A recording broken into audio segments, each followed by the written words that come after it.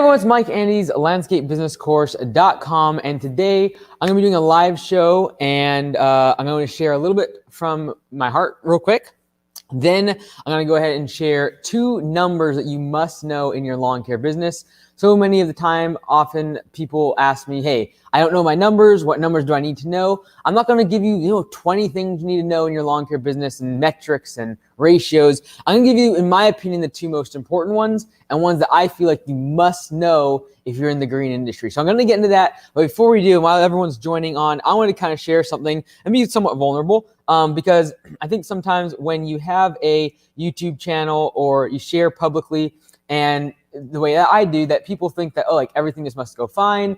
Everything's a success. You're always winning. You don't have bad days, etc. And I want to be real because that's just not what business ownership is. That's not what entrepreneurship is. It's not what being a leader is about. And so, today we messed up at the franchise level, and we had some mistakes at Command Center, and we are hitting the spring rush with a massive amount of franchisees, and we dropped the ball on a few things, and we disappointed a couple of our franchisees, and I hate disappointing people. And I think if you're like me and you're in the service-based business and you're in the service industry, you love to see people satisfied. You love to do good work and make customers happy. There's nothing that makes you feel better than a positive review online. There's nothing worse than to have a negative review, even in person, or feeling that a customer isn't completely satisfied with your work.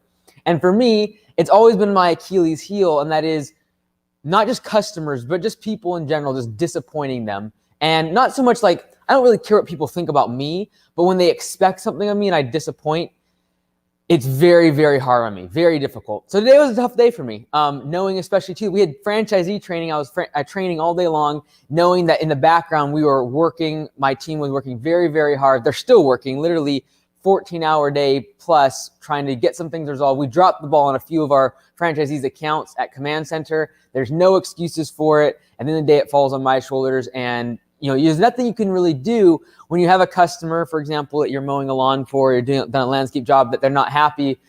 And you just have to be honest. And at the end of the day, the only reconciliation I would have when I broke someone's window or made a skid mark on their lawn is I try my very hardest every single day, and I really, really care for my customers, and I'm trying my absolute best.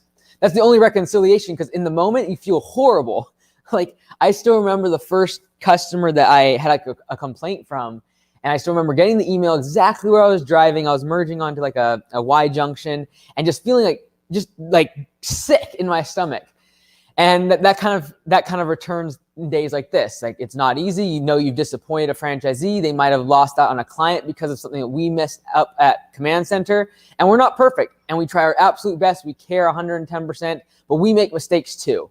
And so regardless of whether or not I make YouTube videos or make podcasts or teach how to do lawn care and landscaping, there are still mistakes that I make. There's still things that I don't foresee the amount of growth that we're having and how much calls and estimates and the fact that we need to hire sooner. I still make mistakes. And so the day was an obvious reflection of that. And so I just wanted to kind of share that because I know a lot of times I share my numbers and I'm always teaching. And it's when you have someone like that, it can be very much they must make no mistakes because they have an answer for everything because they have Q&A. And just knowing the answer isn't necessarily always the solution, because I know what the answer is to what our problem was. I know what the answer is, but in the moment, you're just trying to play damage control. You are trying your absolute best to make up for the mistakes that you've made. And it's a punch in your gut. You feel sick. You wish you could have done things differently. You beat yourself up over it. And then you got to wake up the next day and be realizing that I'm trying my absolute best here. And I'm going to try to do everything in my power to make it up to these people. So I just want, in case today you had a massive negative review or someone was really disappointed with you, just realize that in this industry, all of us, if we really have a heart for our customers, for our employees, for our community, in the service-based business, when we don't serve, it feels horrible. It feels just, I can't explain the gut-wrenching feeling it has when you've let down someone and they haven't been satisfied with what you've provided and what you've promised. And so today was one of those days. It was a rough day, but hopefully me being a little bit more vulnerable helps some of you. And I want to say a big thank you to everyone that literally right now is still working at Command Center, trying to make it up to the people that we did disappoint today. And if the people who I disappointed today are watching, I'm sorry. Command Center, we are going to become better from what's happened. And yeah, I guess that's all I got to say. But let's go ahead and jump into the real reason why you're here. And that is, what are the 2 numbers you need to know for your lawn care business? So it's really, really simple. I'm going to give it up front. So if you want to leave right after this, you can, since I've already kind of gone on for a while. So I'm going to give you the 2 numbers, and then we're going to break it down in more detail. The first one is close ratio. Most of us know what that is, but I'm going to make sure you do in case you don't. And number 2 is your revenue divided by, I can't even spell now. Look at that. It's been a long day. It's been a long day of training. We have several of our franchisees in town. Revenue divided by your labor cost. Okay, just going to do labor cost. Cool. All right. So these are the 2 numbers we're going to talk about. We're going to dive into these a little bit deeper, how to calculate these and make sure we're all on the same page. So first and foremost, close ratio. Close ratio is simply the estimates you've won. So estimates 1 divided by estimates total, or estimates sent to the client. Okay, so this is a really, really important ratio. This number, in my opinion, if you're in high growth and you're trying to grow really quickly, needs to be above 50%, in my opinion. Like, it should be 60, 70%. Now, what is going to cause a estimate close ratio to go down? Could potentially be the fact that your prices are really high. Or maybe it could be that your estimates, you're taking too long to get to your estimates done and sent out to the client. And it could be the fact that you aren't professional enough, or that when you show up to the property to do the estimate, you didn't blow their socks off with the level of professionalism that you had. There's so many variables that can go into your estimate close ratio. And so let's say, for example, we sent out 5 estimates a day for the whole month, so 20 working days. So say 100 estimates that we sent out. Okay, let me try to do this. 100. Okay, 100 estimates that we send out for the whole month. Now, you want to break this down, in my opinion, at least once a month to know what this number is and catch trends before they start to be a negative impact in your business. Now, all you're going to do is say, okay, how many estimates did I win? How many estimates were sent and were completed and won by the customer accepted them, I should say. Now, let's say that is 34. 34 estimates you won, and 100 of them you were sent. That would be a 34% close ratio. Okay. Now, as your business matures, you're going to raise your prices and therefore raise your margins, because you're going to get more brand awareness. At the beginning of your business, when you're just getting started, almost every single lead that comes in your business is going to come from an advertisement. You doing some sort of Facebook, Google, door hanger, postcard, every door direct mail, yard sign, some sort of advertisement. Almost every single lead is going to come from that, because you don't have any brand awareness. You don't have any brand penetration. You don't have trucks driving all over the place for them to be able to see it and give them a call, give you a call. And so at the end of the day, at the beginning of your business, you're going to literally be paying for every single lead that comes to your company. When you're paying for every single lead, you want to be closing those leads. You do not want to be paying and only having a 10, 15, 20% close ratio. That means that, let's just do the math here. If I am paying $50, let's just say, for example, let's keep the numbers around, $50 cost per lead. So CPL, my CPL is equal to $50. If my cost per lead is $50 and I am only closing 1 out of 5, my closing ratio would be 20%. Okay, so let's run the numbers here. So let's say, for example, I have a business and I'm going to do 50 estimates. Let's do 100, just keep it simple. 100 estimates in the month, and I've only closed 20. That implies a percentage of 20% close ratio. Now, let's assume that every single lead that comes to our business we have to pay for, and as a blended average, our cost per lead is $50. What that means is that if I now divide that, so I do my cost per lead divided by my close ratio, so I do $50 divided by 0.2 is going to equal $250. Make sure you can see that. Good. Okay. You can kind of see it. Okay, good. All right. So again, my cost per lead is $50. If my close ratio is 20%, I divide that by, so 50 divided by 0.2 equals $250. And $250 is my customer acquisition cost. At the end of the day, that drives how fast you can grow. It drives how much money you need to pour in your business in order to grow. And $250 customer acquisition cost is typically, especially in lawn care and recurring work business, Not a good thing. $250 is way too much money to be spending on customer acquisition. Now, the question is, how can I fix this problem? My $250 customer acquisition is a problem, but it all comes back to a couple numbers. Number one, I could improve my close ratio, or I can improve my cost per lead, my CPL. So I could do one of two things. Let's do this. Let's do better marketing. Let's focus on areas that it costs, it doesn't cost a lot of money. We can really focus on the areas that are performing well, whether it be digitally, etc. Let's get this down to $25. Our cost per lead is now only $25. And now let's do, instead of only our closing 20 of our estimates, let's go ahead and close 60 out of those 100 in the month, which is now going to mean that this is going to be a 60% close ratio. Again, we're talking about number one right here, close ratio, okay? Now our closing ratio is 60%. So now when we go 0.25, oh man, I don't even have a calculator. That's horrible. But 1 second, stick with me everyone, calculator. See if I can pull this up.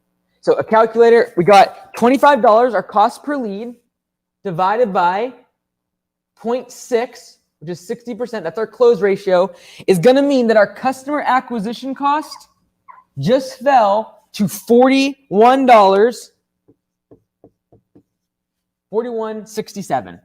That is now our new customer acquisition cost. Literally less than five, dramatically. I get 5 customers for the cost of my old customer acquisition cost simply by reducing my cost per lead and my closing ratio. If I had to add a third important number to today's episode, today's live video, I would say that your cost per lead and customer acquisition costs are also numbers you should know. Okay, but we're not going to get there. We're only talking about close ratio, because if I can move this close ratio, it has a dramatic effect on my overall business, because it can improve, it can change my customer acquisition cost. Now, when your business is just getting started and you're paying for all of your customers, you're paying for every single one of your leads, you need to make sure that you are closing a high percentage of your jobs. Okay, again, I want to see 60, 70% or more. Now, when your business is more mature and you're really starting to focus on profitability, you can let that slide a little bit. So for example, our corporately owned location, we might only close 30 to 40% of our estimates, but we're charging very high prices. We're charging extra fees on top of labor. We're charging overhead recovery fees, etc. So we are okay with 30 to 40%, but guess what? We're not paying for every single lead. We have a brand awareness. Leads come to us automatically. We have lots of word of mouth. Customer retention is high. We have lots of trucks driving around for people just to see, and our cost per lead is very, very low. But when you're first getting started, you want to have a high closing ratio if you are going to be paying for all of your leads. Don't let them go to waste, okay? So the number one number you need to know in your business is that close ratio, which is the estimates that you've won in the month divided by the total number of estimates that you sent out, all right? That is the close ratio. Number 2 is revenue divided by labor cost. The reason this is so important is because revenue is your number one most important variable cost in your business. So when I talk about variable cost, what that means is as you make more money in the business, as your business grows, as you get more work next week, your labor cost will go up. It directly goes up. If you get more work next week, if you double the amount of work that you have next week, your revenue cost would go up. A fixed expense, so we're talking about variable versus fixed expense. So variable versus fixed. Okay, so a fixed expense is something like insurance, rent, things that don't change month to month. You have a set amount that you're paying all the time, your payments on your trucks, etc. All fixed expenses. Variable expenses, the biggest one you have in your business is labor. Bar none, in this industry, labor is our biggest variable expense, which means if I get bigger and bigger, my variable expense, my labor gets more and more and more.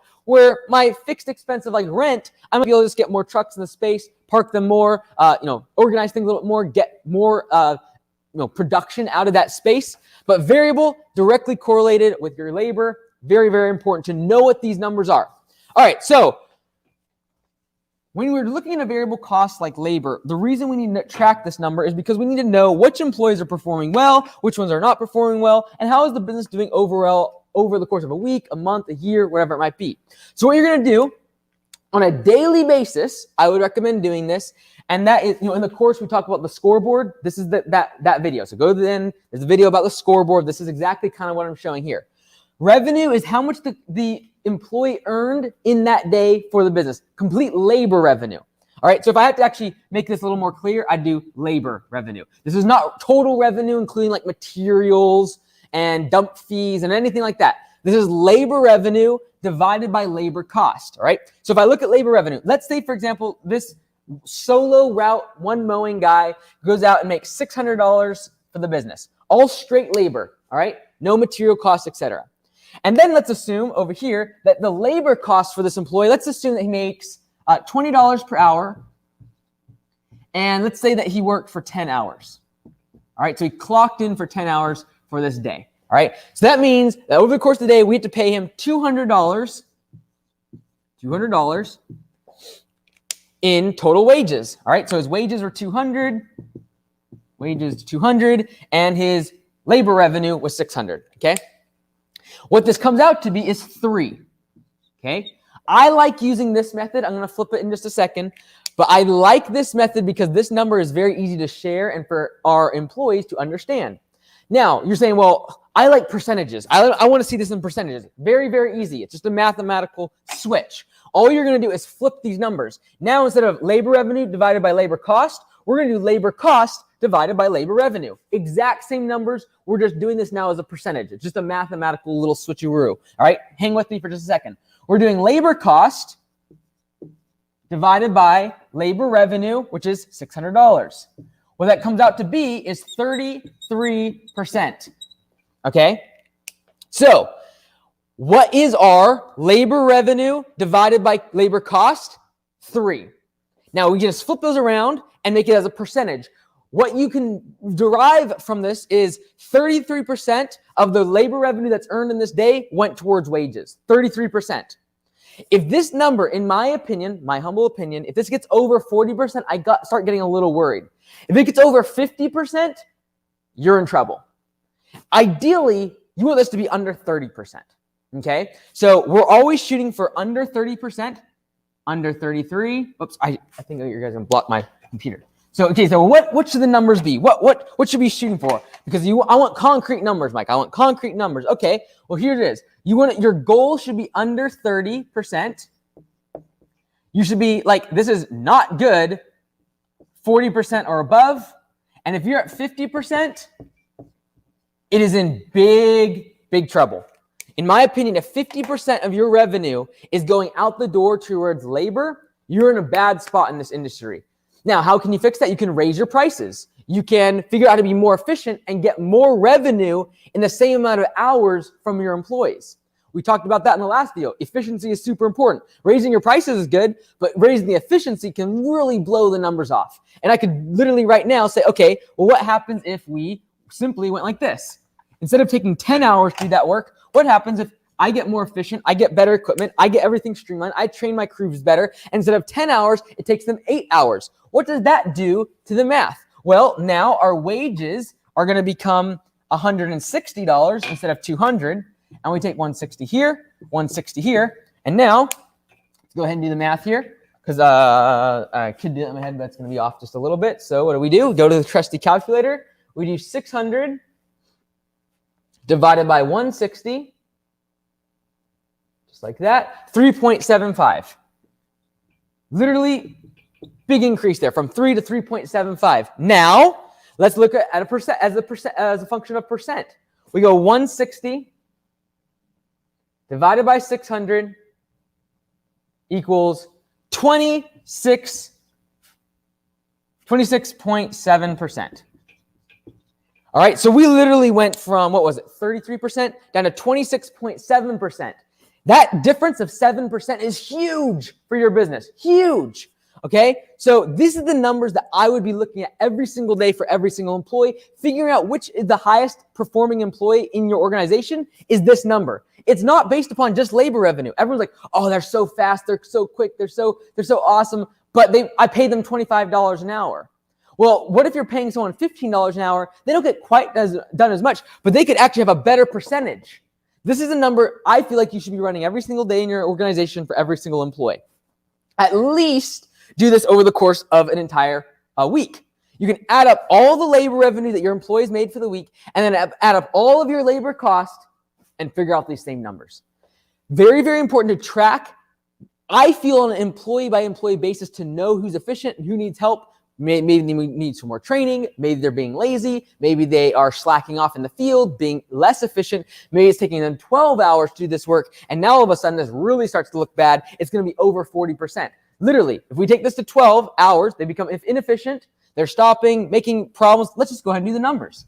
All right, so we got 12 hours now to do the same amount of $600 worth of work. Same thing. But now our wages are going to be $240. $240. And now over here, boom, boom, boom, boom, 240. Do the math. 640 divided by 240, or 600, sorry, total labor revenue divided by our wages, $240, is going to equal 2.5. Okay? We tell our guys everything under 3 is not good. 2.5. Okay? Over here, we're going to take 240, divide that by 600, equals 40%. I nailed it. Let's go. 40% is literally how much of our total labor revenue is going towards wages. Okay, that is a number you need to know. In my opinion, on an employee by employee and daily basis, at least do this on a weekly basis. Okay, total labor revenue divided by labor cost, going to give you that number. If you like percentages and that makes more sense in your brain, you do it this way. Just flip the numbers. Labor cost divided by labor revenue is going to equal a percentage. In my opinion, if it's over 40%, you should be a little bit apprehensive. You're either probably a little bit inefficient or you need to raise your prices because that's going to be an impact on labor revenue and labor cost, okay? And then you want to be shooting for 30% or less. That's when you start making really good profit margins. We could do a whole like 3-hour thing on how long and how that math works. We can adjust things, but those are the two numbers you need to know. Number 1 is close ratio. Number 2 is making sure that your revenue divided by your labor is an efficient number. And keeping track of it is the first step to making improvements in that area. What you track and measure, you eventually can improve. All right, so I'm gonna go ahead and answer a few questions here. Can't be too long tonight because we do have training for the franchisees next few days here. Okie dokie, 1 second here. Let me go and pop this up here. I'll answer a few questions here, comments. Hey guys, thank you. Hey Mike, why would a client want to choose a bigger lawn care company like Augusta over an owner-operator LCO where they would get a more personalized experience? Let's assume the price is the same. Great question. So we know, for example, we are a larger company as we grow and things, and it might seem like it is less personal. This is the thing. There's always going to be a subset of the market that is also thinking about, okay, so if Larry's lawn care is mowing my lawn, what happens if Larry gets hurt? They don't get their lawn mowed. There's absolutely a detriment to the fact that he doesn't have a crew. He doesn't have a team. They can't handle bigger projects. They can't handle different types of services. They don't answer their phones as quickly because Larry's out working in the field. So personalized and professional, there's that balance there, right? If you go too personalized, now they're calling the owner for every little thing. That's not a really good place to be in as an owner. And it's not really good for the client either because they're now waiting for Larry, who's on a vacation for the next 2 days, just to get their phone call answered about an invoice or about a bursted pipe on their irrigation. So there's a really good balance, I feel, between personalization and professionalism, and that's what we try to walk that tightrope. I'm looking to hire my first full-time guy. He's going to be out with one guy, not me, while I'm at school. What should I look for in an employee? Jeff, there's lots of different videos I made up on this. Does your business have to be an LLC before you can be incorporated? I don't know exactly what you're talking about. If you're talking about actually making an S corp, I got to make a video about this. I've seen some things that are a little bit troubling about LLCs and people thinking about S corps differently and things like that. An S corp is just a pass-through entity. You do not pay corporate tax on an S corp. It's a pass-through entity, which means you basically get around self-employment tax, but it does not mean that you pay the corporate tax rate. But anyways, I'm not exactly sure what you're asking here. Do you need to be an LLC? You do not need to become an LLC to become incorporated. You can become incorporated from day one, like become an S corp from day one. It's just about choosing what's right for you, your tax situation, etc. I'm sure we all appreciate you saying this. I know it's tough to share, man. Thanks. Yes, Jeff, it was a rough day. All right. Let's keep going here. Get a few questions in. What's the best way to get out of the truck? Had 2 employees running a truck, but when one would call out, I was forced to get back in the truck. Then I would get behind on what I had lined up. So, in my opinion, you got to grow out of this problem. And what that means is you need to get enough customers to the point where you can go get another truck, get another employee with you. Like, your best defense is good offense. Your best way of keeping the business together and not letting it fall apart is getting more employees, getting more clients, and creating redundancy so that other people can take other people's spot in the business. Okay? Scaling is a lot of times people think it's like really, really risky and they're going to mess things up. At the end of the day, in some regards, it's their best defense, because if you get hit by a bus, if you have redundancy, if you have 10 employees, there's a good chance they could keep going on. If you've trained people and simplified the systems on estimating, they can keep going.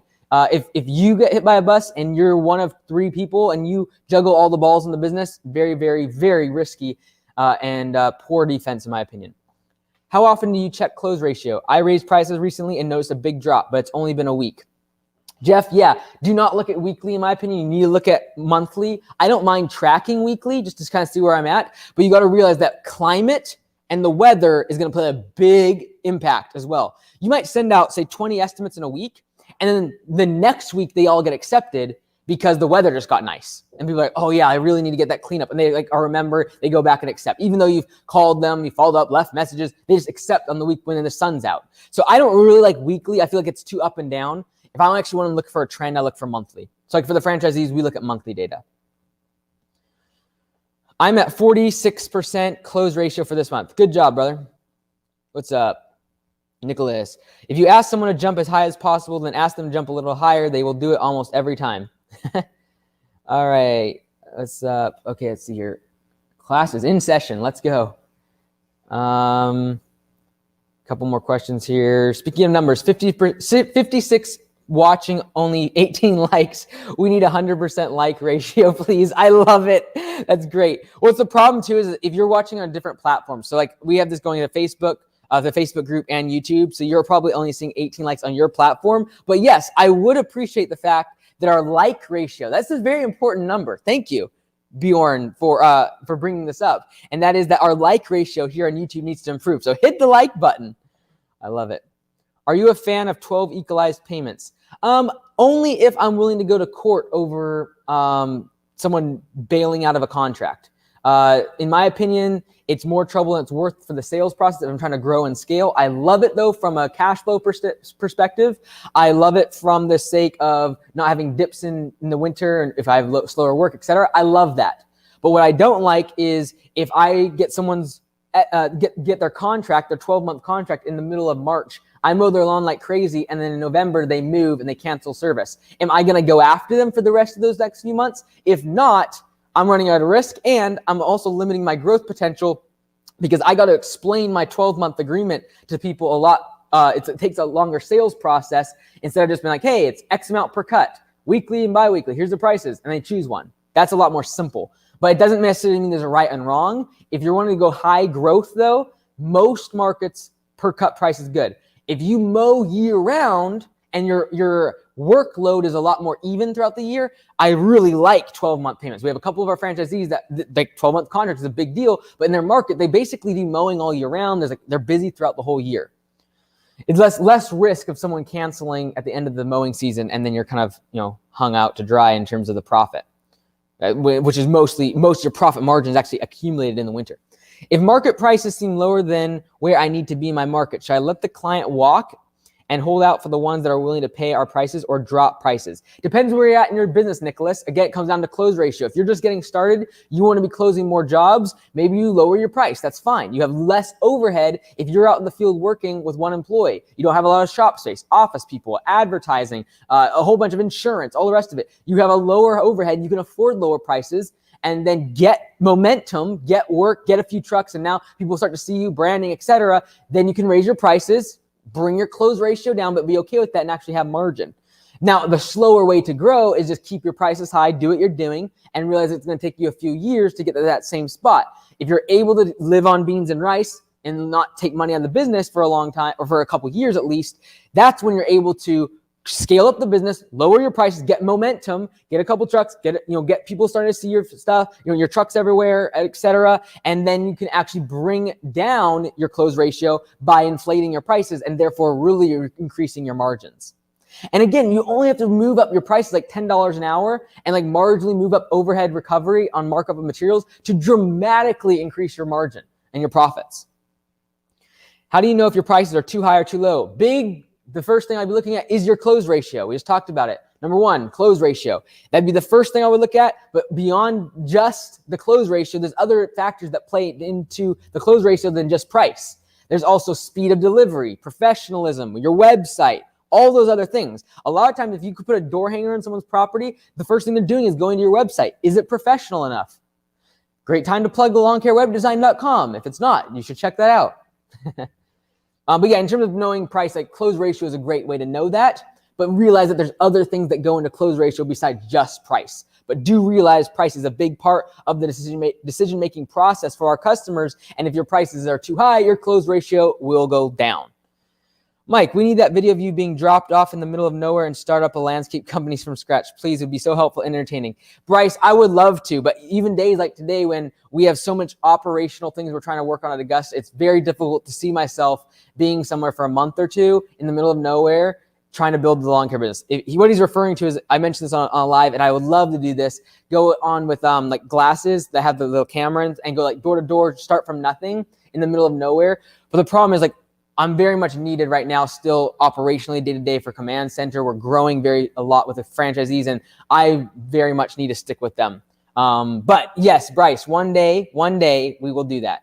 I would love to. It'd be super cool. Would you consider rough estimates on the phone as a close ratio, or no, since you never go out to estimate in person? I would if I was doing estimates over the phone, and I would also compare that against how many people actually show up in person. That is the reason why you might want to compare over the phone estimate accepted rate versus in-person accepted rate. Because if your in-person accepted rate is significantly higher, you have to start running the numbers on your customer acquisition costs and figuring in the fact that it might be costing you twice as much to close a deal on the phone if your close ratio is lower, or vice versa, right? So if you're doing that and you're doing in person, you should compare your close ratio of both and see if sending an estimator out and spending an extra 15 minutes on an estimate is actually going to save you $50 on customer acquisition costs. So again, I would run both of the numbers in order to make sure that you come up with the right result and data.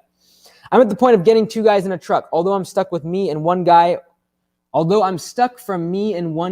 going for 2 guys by themselves. Okay, so this is my opinion. Let me give this. This is like kind of how I tell the franchisees to scale, especially when you don't have a lot of money.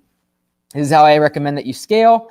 If you have more money, this can be completely eliminated. You do not need this. You can go out and buy a few trucks, get a few employees, spend a bunch of money on marketing from day one. And that's more what we do with the corporate stores. But we're spending, $15,000+ over the course of the first few months, 4 to 6 months, to ramp them up, get a few employees right from day one, like really quickly. But if you don't, this is what I feel, in my opinion, that you should do.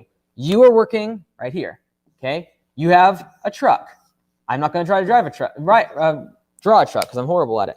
You're going to get employee number 1, okay? And he's going to work with you in the same truck. What I see so often is some person have 1 employee and like 3 trucks.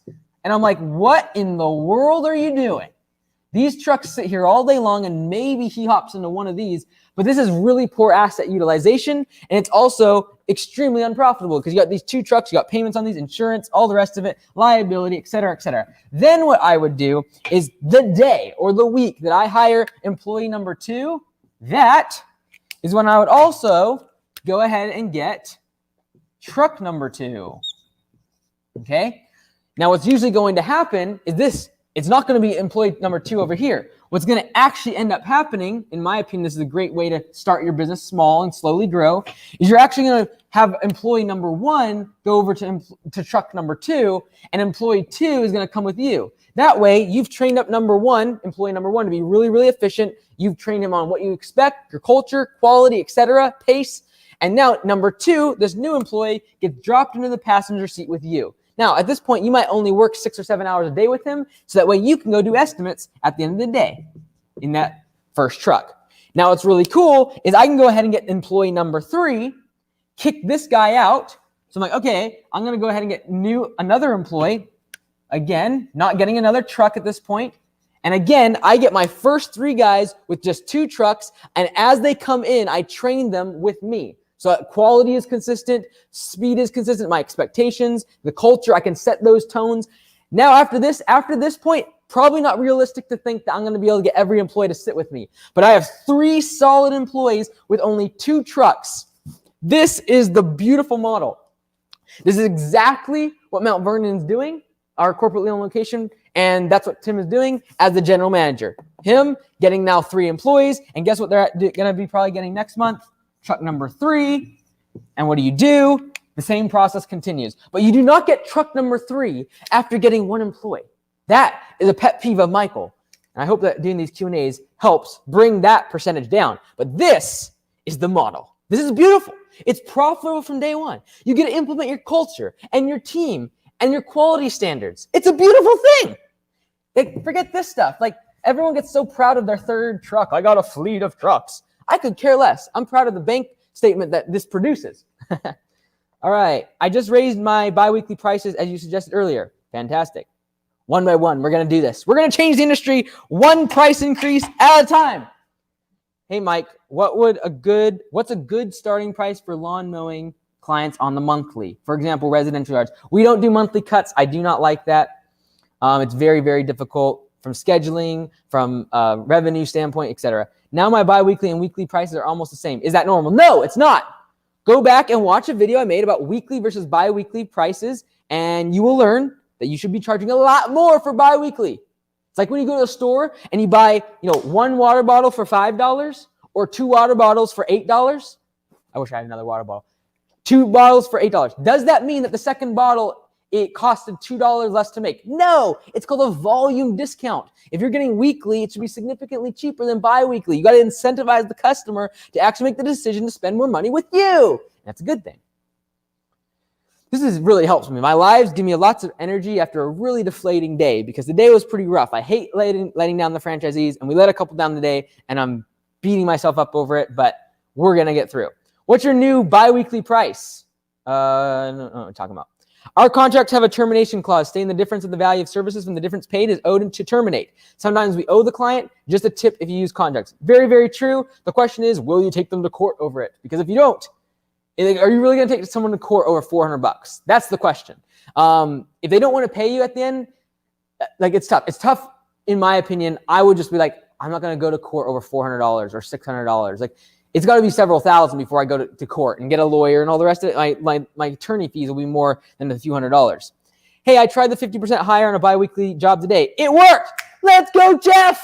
It works. I promise it works. Just trust me on that. So how are we deciding how much labor revenue for employee if it's just me and the and one other guy, not him out solo? All right, if you're doing that, run yourself as an employee. What would you be paying yourself as an employee per hour? And pay yourself, quote unquote, with this ratio. Wrong ratio. The ratio before. Pay yourself as if you were an employee in terms of labor revenue, and that way you can come up with a number. Now, heads up. If you're doing if you're doing 2 people in a crew or 3 people in a crew, the number ratio starts to look worse, okay? And we've talked about this before, law of diminishing returns, and the fact that as you get a second and a third person, there is inefficiencies that are baked into having that crew. So you're a 3.0 or a 33% solo might be a 36% or 37% if you put 2 people in the crew. It might be a 40%er if you put 3 people in a crew. Keep that in mind. Just if you run the numbers, you're going to find that. Will Augusta ever offer a network of landscapers where we can buy, trade accounts, and help others that need it, i.e. plow driveway, cut lawns? I don't think I'll ever go that direction, to be perfectly honest with you. There's some other stuff already out there like that, but I probably won't go that direction, to be honest. Sorry, I botched my question. I raised my biweekly prices 50%, but now when I total them for the year, they're almost the totals. Does that sound? Oh, I see what you're saying. The revenue is the same, but guess what? You showed up to the property half as many times. You say, well, it took longer to do the job. You're correct, but it didn't take twice as long, right? It didn't take that. No, I visited the property 15 times in a year versus 30 times in the year. I make the same amount of money. Unless it takes me more than double the amount of time on biweekly, I'm okay in that scenario where like what you said is true, where weekly and biweekly. However, usually if you run the numbers, weekly you're going to make more revenue. And that's still our goal. It's better for scheduling. It's better for scaling a business, etc. I'm working solo after letting a guy go. We have 3 trucks. Don't do it. Don't do it. It hurts my feelings. No. Double Brewski. Hey, Mike, I'm very unhappy mowing lawns, and I don't want to wait 2 to 3 years to get out of the field. I'm thinking of switching to landscape installs. Thoughts? Oh man, this is a whole video in and of itself. Okay, let me just be really clear. If you're failing at making simple services like lawn care, and I'm not trying to go up to make you look bad here. You asked a very honest question. I'm going to give you a very honest answer, okay? Lawn care is more simple than project-based work. And if you can't make simple services work, complex services are going to look really bad. More expensive labor, higher cost of materials, traditionally lower margins if you haven't figured out how to do markup of materials correctly. If you can lose your shirt on a $40,000 job. A $40 mow, if you make a mistake on it, not a big deal. In my opinion, if you can't figure out lawn care and mowing, to think that just switching to landscaping is just going to change everything, you've been impacted and you've been influenced by someone that says landscaping is the best thing in the world. Forget mowing. It's so boring. Get into landscaping. You start getting bigger equipment, bigger bills, higher employee costs, more overhead, trucks, equipment. That could be scary. Try to figure out mowing. And if you're down the road, you're like, hey, I'm tired of mowing. I want to go do landscaping. Great. But in my opinion, figure out mowing. Figure out the simple services. Because if you can't do that, you're going to have even bigger problems in landscape. And I don't mean to bash on anybody. I'm not trying to be hard. But in my opinion, that is the truth. And you just got to be self-aware enough to realize that potentially there's some marketing, there's some efficiencies that you could work on to make the business better. And if you can figure out in a simple manner, perhaps landscaping, hardscaping can merge into in the future. I might have a few saw jobs lined up this year. Could you have some advice on how to charge, if I should charge per square feet or by the hour? We also have some other videos on that. If you're going to do P for P, definitely you want to be looking at the number of hours you have budgeted on the job. All right, everyone. I know there's more questions here. I'm sorry, but I do need to head out for the night. I got to get ready for our training for the franchisees tomorrow. Thank you so much, everyone, for watching. Thank you so much for supporting me. Thank you for the kind words in the comments. And we will rebound from a bad day where I felt like I let some people down. We will come back stronger. We will come back better. And on that note, let's go ahead and roll the tape for our outro. Let's go. Thanks, guys. We'll see you next time.